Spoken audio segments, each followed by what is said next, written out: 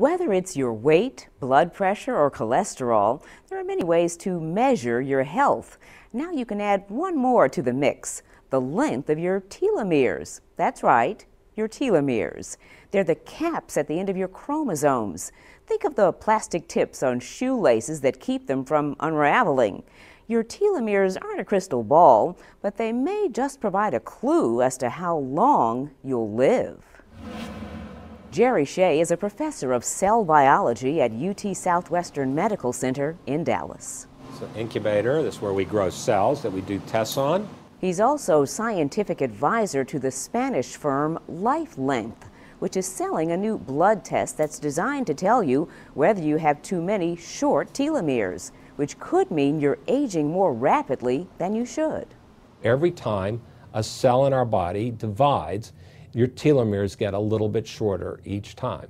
There's a lot of data that's been published over the last 15 years or so that have shown a strong correlation between short telomeres and increased risk for medical problems such as diabetes, cancer, and cardiovascular disease. There's also some evidence that stress shortens telomeres.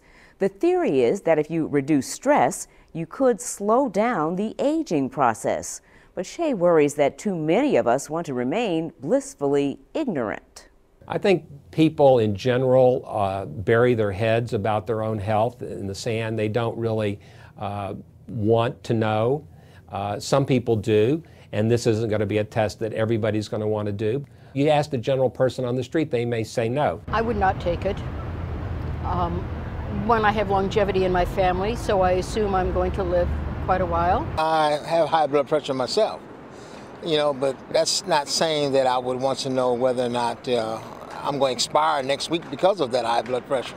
And when you mention that the cost of the initial test is $700. Seems like a lot of money just to find out how long I want to live. I'm not that curious. And Shea concedes this telomere test, like any new health measurement, raises a host of ethical issues. There's the possibility that companies could say, gee, we're insuring your life. If you've got long telomeres, we're going to make money off you because you're going to live a long time. But if you've got really short telomeres, you'd be a bad risk. Professor Shea says he wouldn't be surprised that if in the not-too-distant future, with the rapid advances in science, you'll be asking your doctor, how are my telomeres doing?